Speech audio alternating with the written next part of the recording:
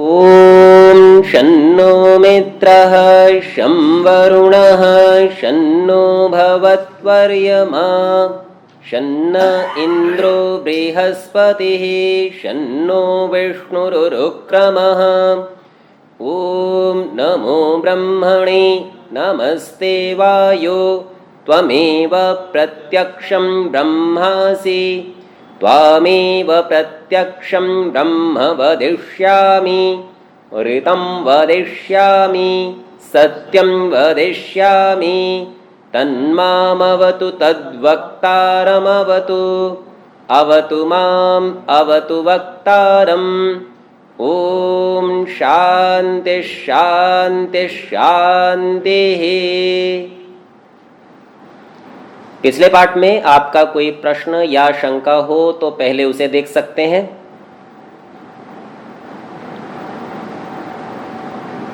ठीक है, उपस्थित लोगों का यदि कोई प्रश्न नहीं है तो जो लोग इस कक्षा को ऑनलाइन सुन रहे हैं, यदि आपका कोई प्रश्न हो तो कह सकते हैं।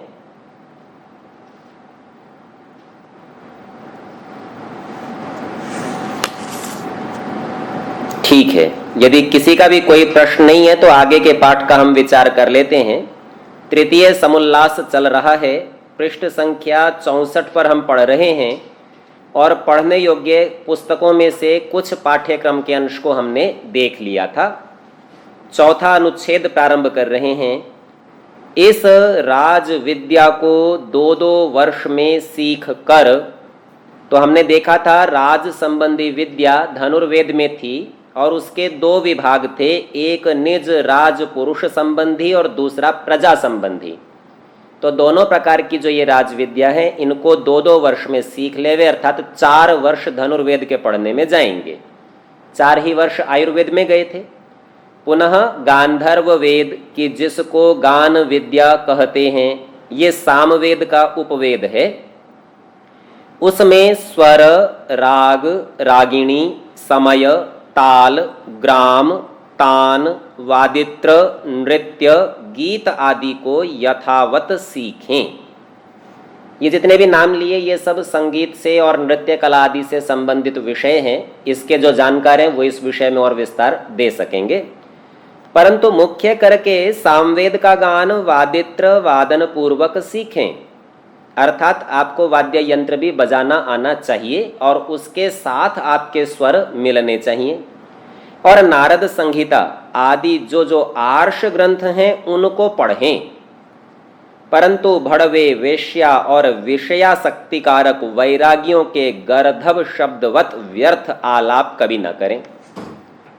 अपने लोगों को ऐसा लग सकता है कि बहुत कड़वे शब्द हैं या बड़ी कठोर भाषा का प्रयोग किया है, पर समझना ये चाहिए कि जितनी भाषा कठोर है उतने ही निषेध की दृढ़ता है। चूंकि ये विषय इस प्रकार का है जिससे विषयासक्ति की संभावना अधिक रहती है, इस हेतु से इसमें कठिन शब्दों का प्रयोग भी अधिक किया गया है। इसके पश्चात अथर्ववेद का उपवेद है जिसका नाम है अर्थवेद। तो अर्थवेद की जिसको शिल्प विद्या कहते हैं, उसको पदार्थ, गुण विज्ञान, क्रिया कौशल, नानाविध पदार्थों का निर्माण, पृथ्वी से लेके आकाश पर्यंत की विद्या को यथावत सीख के। तो आपने देखा पीछे 4-4 वर्षों में 2 उपवेद पढ़े गए थे, लेकिन गांधर्व वेद के संबंध में कुछ कहा नहीं। तो संस्कार विधि में इसके संबंध में 3 वर्षों का कथन किया है कि गांधर्व वेद 3 वर्ष में पढ़ा जाता है। और यह जो चौथा अर्थवेद है ये शिल्प विद्या, संयोग और वियोग, अर्थात जोड़ना और तोड़ना, संसार का निर्माण, वो चाहे नगर बनाना हो, मकान बनाना हो या यज्ञशालाएं आदि कुछ बनानी हो, इस प्रकार के सब निर्माण की विद्या है। इसको शिल्प विद्या कहते हैं। इसको पदार्थ गुण विज्ञान, अर्थात किस द्रव्य में कैसा गुण है, जैसे अग्नि में उष्णता और जल में शीतलता। क्रिया कौशल, अर्थात किस प्रकार इन दोनों के मेल से यंत्र, इंजन, भाप के यान आदि बनाए जा सकते हैं। नानाविध पदार्थों का निर्माण और इनसे अनेक प्रकार की रचना करनी, पृथ्वी से लेके आकाश पर्यंत की विद्या। तो यूं समझिए सारा संसार इसमें सम्मिलित हो गया है। इसको यथावत सीख के अर्थ, अर्थात जो ऐश्वर्य को बढ़ाने, वाला है। तो अर्थवेद इसका नाम इसीलिए है कि इसमें अर्थ यानी ऐश्वर्य को बढ़ाने की विद्या है।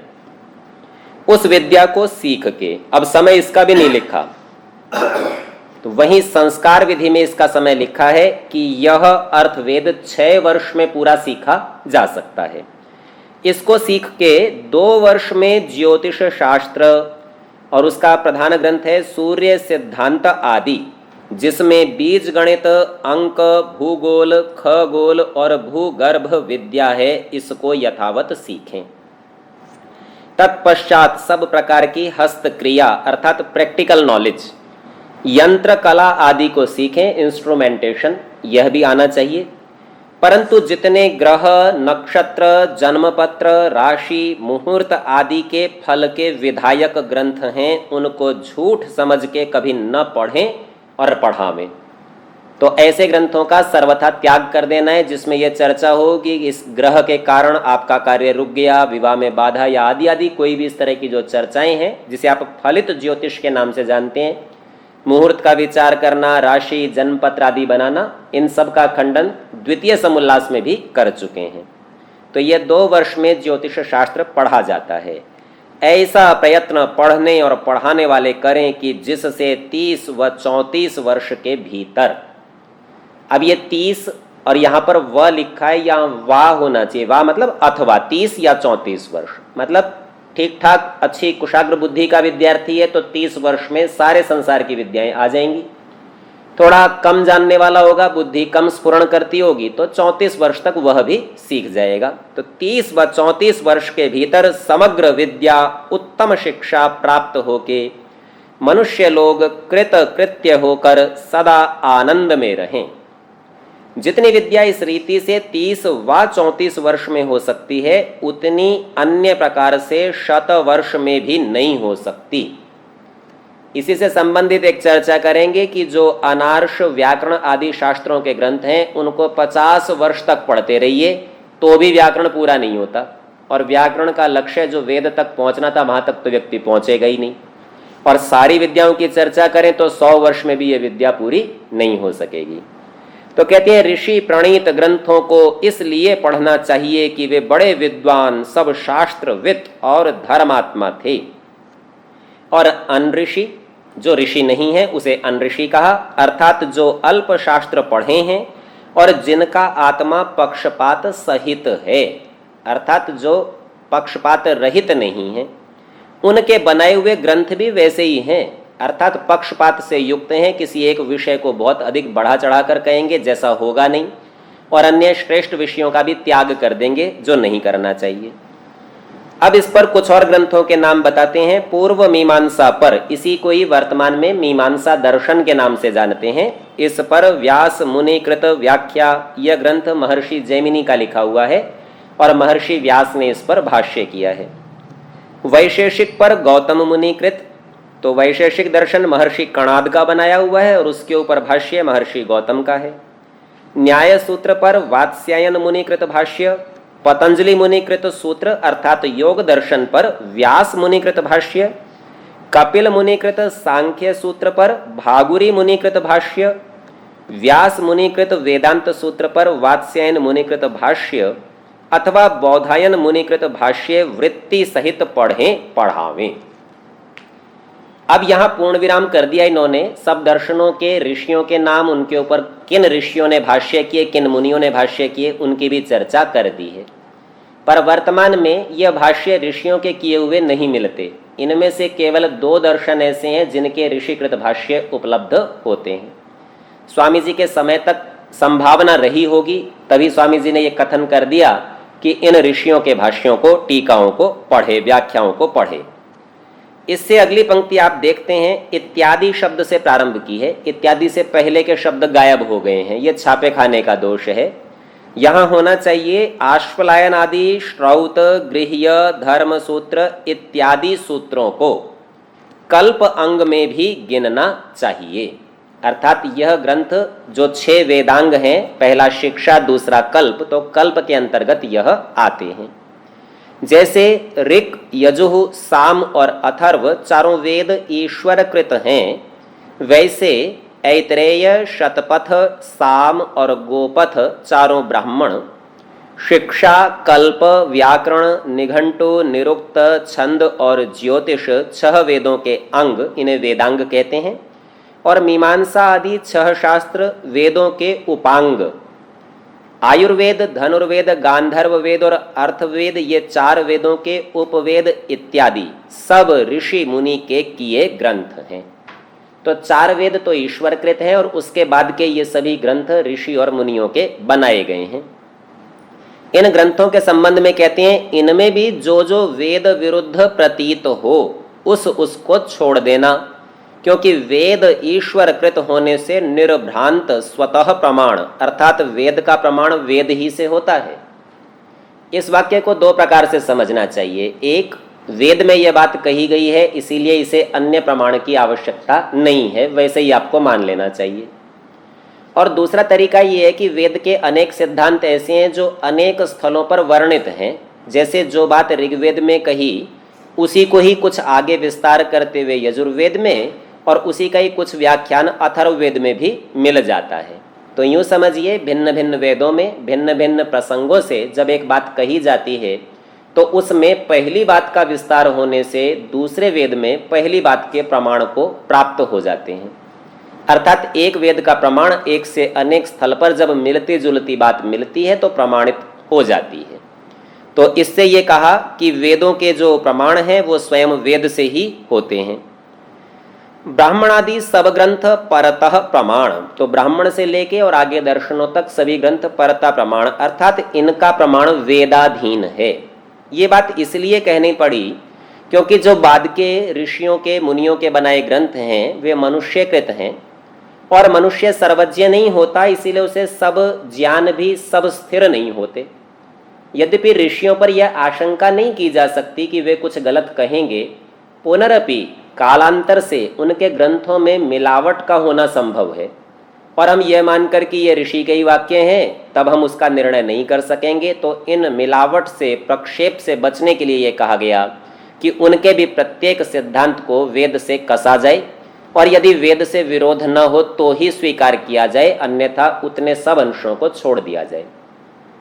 इस पर भी एक बात समझनी चाहिए कि उपलब्ध ऋषियों के ग्रंथों में मिलावट न के बराबर है, अर्थात उनका अधिकांश शुद्ध ही है। सो आपका परिश्रम इसमें बहुत ही कम होने वाला है। आगे कहते हैं, वेद की विशेष व्याख्या ऋग्वेदादि भाष्य भूमिका में देख लीजिए और इस ग्रंथ में भी आगे लिखेंगे। सो हम इस ग्रंथ का पूर्ण अध्ययन कर चुके हैं। कुछ ही काल पश्चात यह भी आपको अंतर्ताने के माध्यम से उपलब्ध हो जाएगा। अब जो परित्याग के योग्य ग्रंथ हैं उनका परिगणन संक्षेप से किया जाता है, अर्थात जो जो नीचे ग्रंथ लिखेंगे वह जाल ग्रंथ समझना चाहिए। जाल अर्थात फंसाने वाले, उनमें सत्य कम है, मिथ्या अधिक है। व्याकरण शास्त्र में कातंत्र, सारस्वत, चंद्रिका, मुग्धबोध, कौमुदी, शेखर, मनोरमा आदि ये सब वो ग्रंथ हैं जिनके पढ़ने से व्याकरण भी किसी को पूरा नहीं आ सकता।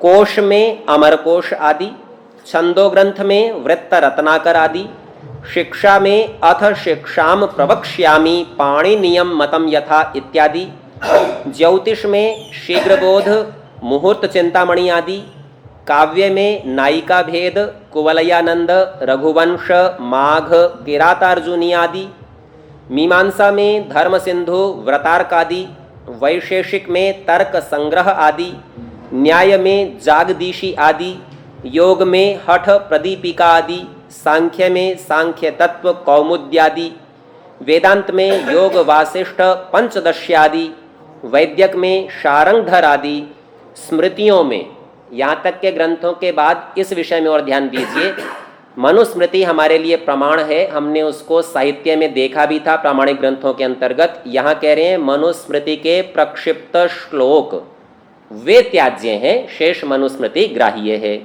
और अन्य सब स्मृति, सब तंत्र ग्रंथ, सब पुराण, सब उपपुराण, तुलसीदास कृत भाषा रामायण जिसे आप रामचरितमानस के नाम से जानते हैं, रुक्मिणी मंगल आदि और सर्व भाषा ग्रंथ, ये सब कपोल कल्पित मिथ्या ग्रंथ हैं। इनको सर्वथा त्याग देना चाहिए। अब यहां पर पूर्व पक्ष और सिद्धांत पक्ष की ओर से थोड़ी चर्चा चलाते हैं। तो पूर्व पक्ष प्रश्न करता है, क्या इन ग्रंथों में कुछ भी सत्य नहीं? तो सिद्धांत पक्ष की ओर से स्वामी जी उत्तर देते हैं, थोड़ा सत्य तो है, परंतु इसके साथ बहुत सा असत्य भी है। इससे विष संपृक्तान्नवत त्याज्याः, विष संपृक्त मिल गया हो अन्न में, उसके समान त्यागने योग्य हैं। अब यहां भी दो प्रकार से इस दृष्टिकोण से देखिए। एक तो कैसा होता है, मान लीजिए आप कोई ठोस पदार्थ खाना चाहते हैं जैसे रोटी, और उसके एक सिरे पर थोड़ा सा विष कुछ लग गया, तो आप एक बड़ा सा टुकड़ा तोड़कर निकाल दीजिए और शेष का भक्षण कर लीजिए। या आपके पास फल है, उसके एक सिरे पर कोई कीड़ा आदि है, तो आप उतने अंश को काट देते हैं और शेष का प्रयोग कर लेते हैं। और दूसरा विष का मिलना इस प्रकार है, जैसे आप कोई तरल पदार्थ दूध पीना चाहते हैं और उसमें विष डालकर और हिला दिया गया, मिला दिया गया अच्छे से, अब आप उसमें किसी अंश को छोड़कर किसी का ग्रहण नहीं कर सकते। तो यूं समझिए कि जो जैसे तरल में दूध में मिलाया गया विष है, वैसा तो सर्वथा ही त्याज्य है, और जो ठोस में विष मिलाया जाता है या उसके संसर्ग में आ जाता है, उस ग्रंथ को कोई विशेषज्ञ जो विष शास्त्र को अर्थात अगध तंत्र को समझता होगा, केवल वह ही प्रयोग करे तो ही योग्य है। क्योंकि अल्प ज्ञान वाले व्यक्ति जब ऐसे शास्त्र को पढ़ेंगे, तब तो वे सर्वथा ही इस विष से युक्त होकर मृत्यु को प्राप्त होंगे। तो यूं समझिए, कोई गलत चीज भी है, गलत बात भी है, तो जैसे चिकित्सक लोग ऐसी दवा की शीशी पर जो जहरीली होती हैं, पॉइजन लिखकर सामान्य व्यक्ति की पहुंच से दूर तालों में रखते हैं, क्योंकि वे उस विषय के विशेषज्ञ हैं। ठीक ऐसे ही इन ग्रंथों को केवल उन व्यक्तियों को पढ़ना चाहिए जो पहले आर्ष परंपरा से पूरा 30 से 34 वर्ष में पढ़ के विषय के विशेषज्ञ हो गए हों। वो तो इन ग्रंथों को देखेंगे, तब तो सामान्य जन का कल्याण ही करेंगे, पर सामान्य जन को ये ग्रंथ कभी भी न देखने चाहिए। तो यहाँ दृष्टांत को समझा रहे हैं, जैसे अत्युत्तम अन्न विष से युक्त होने से छोड़ने योग्य होता है, वैसे ये ग्रंथ हैं। तो हमने आपको बताया कि विष किस किस प्रकार से मिलता है और उसका किस किस प्रकार से त्याग किया जाता है। पूर्व पक्ष से प्रश्न उठाते हैं, क्या आप पुराण इतिहास को नहीं मानते? तो सिद्धांत पक्ष से उत्तर देते हैं, हाँ मानते हैं, परंतु सत्य को मानते हैं, मिथ्या को नहीं। फिर प्रश्न करते हैं, कौन सत्य और कौन मिथ्या है, इसका निर्णय कैसे होगा? तो स्वामी जी महाराज उत्तर देते हैं, ब्राह्मणानि इतिहासान पुराणानि कल्पान गाथा नाराशंसिरिति। ये आश्वलायन गृह्य सूत्र का है। वहां पर थोड़ा सा पाठ भेद है, एक दो शब्दों को आगे पीछे किया गया, शब्द यही के यही है, केवल क्रम बदला है। और ऐसा का ऐसा पाठ आपको तैत्तिरीय आरण्यक में भी मिल जाएगा। तो यहाँ स्वामी जी कहते हैं, यह गृह्य सूत्र आदि का वचन है। तो गृह्य सूत्र तो आश्वलायन है, और आदि कहने से अन्य ग्रंथ तैत्तिरीय आरण्यक का ग्रहण करना चाहिए। जो ऐतरेय शतपथ आदि ब्राह्मण लिख आए, जो वेदों के व्याख्यान रूप ग्रंथ हैं, उन्हीं के इतिहास, पुराण, कल्प, गाथा और नाराशंसी 5 नाम हैं। श्रीमद् भागवत आदि का नाम पुराण नहीं है, वो तो गपोड़ है केवल। तो इसको ये समझिए, ये जो 5 शब्द यहाँ आए हैं, वेद संज्ञा विचार, ये ऋग्वेदादि भाष्य भूमिका का एक खंड है। इस वेद संज्ञा विचार में आप जाकर देखेंगे तो वहां इन 5 की परिभाषाएं की गई हैं कि क्यों किसी ग्रंथ को इतिहास कहते हैं, किसी को पुराण कहते हैं, किसी को कल्प, किसी को गाथा, नाराशंसी। वहां इसकी परिभाषाएं की गई हैं और फिर इनके दृष्टांत देकर समझाया है किस ग्रंथ को क्या कहते हैं। यहां एक सामान्य दृष्टांत से आप देख लीजिए। इतिहास शब्द आपके सामने है, इति ह आस। इति माने ऐसा, ह माने निश्चय से, आसा माने था। तो ऐसा था अर्थात किसी ऐतिहासिक घटना का वर्णन मिलेगा। अब वह वर्णन सृष्टि रचना का भी हो सकता है कि पहले ऐसा था, फिर ऐसे बना, उससे आगे ऐसे ऐसे बना। अथवा कभी कभी वह काल की दृष्टि से किन्हीं राजाओं का वर्णन भी हो सकता है, पर ये वर्णन वेद में नहीं हो सकते, अपितु इन ब्राह्मण आदि ग्रंथों में ही यह वर्णन होते हैं। इसीलिए इन्हीं का नाम इतिहास, पुराण, पुराण को कहते हैं पुरा नवम भवति, ये पहले था अथवा ये पहले से आज नया है। तो पुराने समय में ये नहीं था, अब ये है। तब पुनः पूर्व पक्ष की ओर से एक प्रश्न उठाते हैं, जो त्याज्य ग्रंथों में सत्य है उसका ग्रहण क्यों नहीं करते? क्योंकि मनुस्मृति में एक चर्चा आती है, अमेध्यादपि कांचनम, हमारा सोना यदि गोबर में भी गिर जाए तो भी हम उठा लेते हैं, गंदगी में गिरे हुए को। तो यहाँ भी इन ग्रंथों में जो जो सत्य बात हो ग्रहण करने, उसका ग्रहण क्यों नहीं करते? तो स्वामी जी महाराज उत्तर देते हैं, जो जो उनमें सत्य है सो सो वेद आदि सत्य शास्त्रों का है, और मिथ्या उनके घर का है, उन्होंने अपने घर से मिलाया है। तो वेदादि सत्य शास्त्रों के स्वीकार में सब सत्य का ग्रहण हो जाता है, फिर इन ग्रंथों में से सत्य क्यों निकाले? वेदादि को ही पढ़ लेंगे, सीधा ही सत्य मिल जाएगा। और जो कोई इन मिथ्या ग्रंथों से सत्य का ग्रहण करना चाहे तो मिथ्या भी उसके गले लिपट जावे। इसलिए असत्य मिश्रम सत्यम दूर तस्त्याज्यम इति, असत्य से मिश्रित सत्य दूर से ही त्यागने योग्य है। तो असत्य से युक्त ग्रंथस्थ सत्य को भी वैसे छोड़ देना चाहिए जैसे विष युक्त अन्न को। तो बड़ी दृढ़ता के साथ यह प्रतिज्ञा की है कि केवल ऋषि मुनियों के किए हुए आर्ष ग्रंथों को ही पढ़ना चाहिए और अनार्ष को नहीं। हाँ, शास्त्रार्थ आदि की दृष्टि से उनका मंतव्य जानने को आर्ष का पाठ पूरा होने के पश्चात आप चाहें तो इन अनार्ष ग्रंथों का विवेचन कर सकते हैं, क्योंकि जब हमको त्रुटियों का पता होता है तो स्वयं त्रुटि करने से बचते हैं, और यदि कोई त्रुटि के द्वारा हमको जाल में फंसाना चाहे तो उसके विषय का ज्ञान होने से हम जाल में फंसने से भी बच सकते हैं। सो इनका प्रारंभ में पाठ न करना चाहिए, इनका अध्ययन सबसे अंत में केवल परीक्षा की दृष्टि से कर सकते हैं। अब पूर्व पक्ष ने कहा कि तुमने हमारे मत के तो सब खंडन कर दिए, चलो तुम्हारे मत को ही जान ले। तो पूर्व पक्ष ने प्रश्न किया, तुम्हारा मत क्या है? स्वामी जी महाराज उत्तर देते हैं, वेद, अर्थात जो जो वेद में करने और छोड़ने की शिक्षा की है उसका हम यथावत करना छोड़ना मानते हैं। यहां एक बड़ा अच्छा सिद्धांत है जो समझना चाहिए। वेद में कुछ कार्यों के करने का आदेश है, जैसे सत्य बोलना चाहिए, यज्ञ करना चाहिए आदि आदि, कृषि करनी चाहिए। और कुछ कार्यों के करने का निषेध है, जैसे जुआ नहीं खेलना चाहिए। तो कृषि मित कृषस्व अक्षयर्मा दिव्य, पासों के साथ जुआ मत खेलना और खेती करना। अब कुछ विषय ऐसे हो सकते हैं जिसका वेद में साक्षात कथन ही नहीं होगा, तो अपने कैसे निर्णय करें कि वो काम करें या नहीं करें? मना तो किया नहीं और कहा भी नहीं।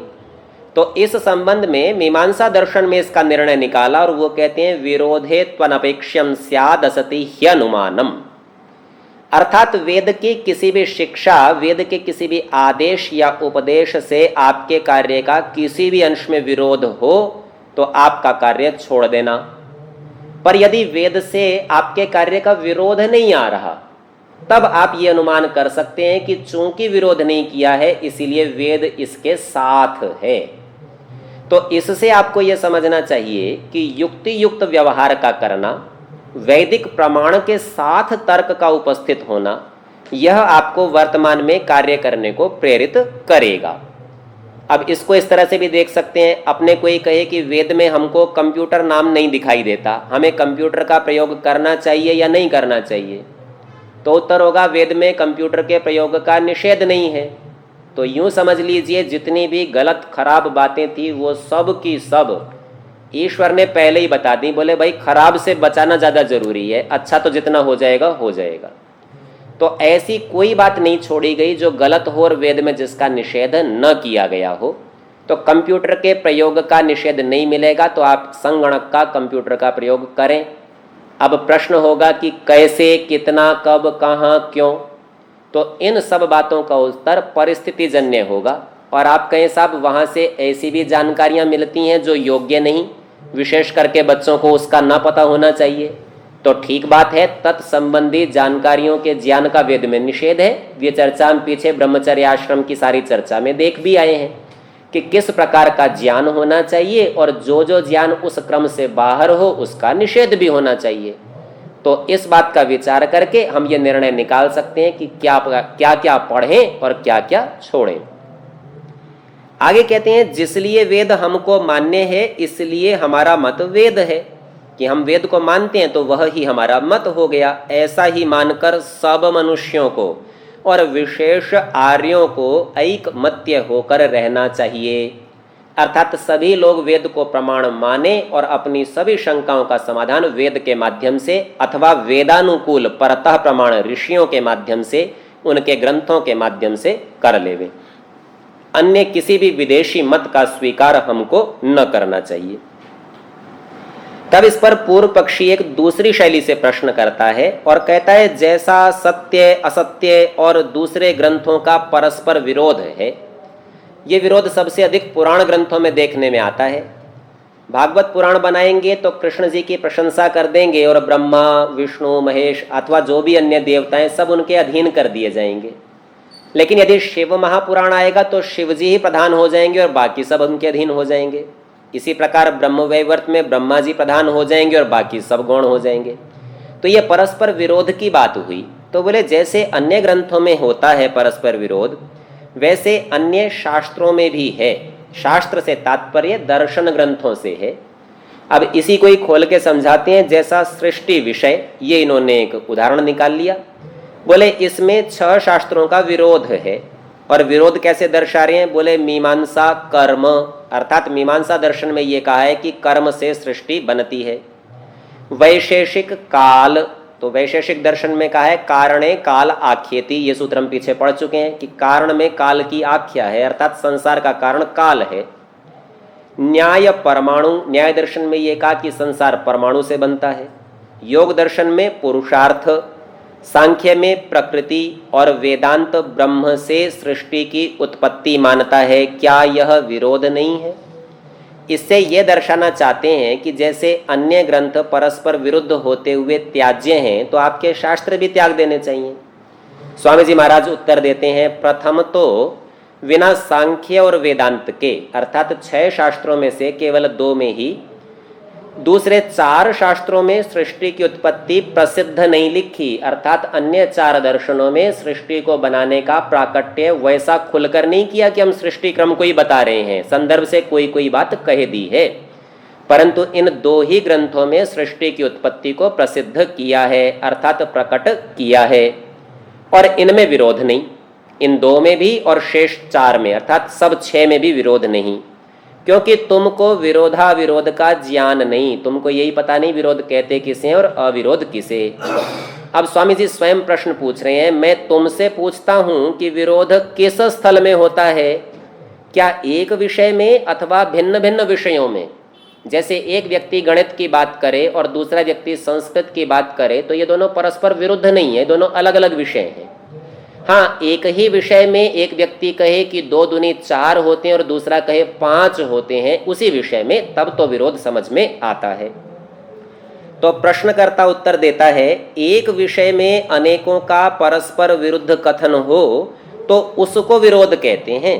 और यहाँ भी सृष्टि एक ही विषय है, अर्थात वह स्थापित करना चाहता है कि एक ही विषय में विरोध हो रहा है। अब इसका उत्तर स्वामी जी महाराज आगे देंगे। आज के पाठ का हमारा समय पूरा हो गया है, तो ये कैसे उत्तर बनता है इस चर्चा को अगली कक्षाओं में देखेंगे। ओ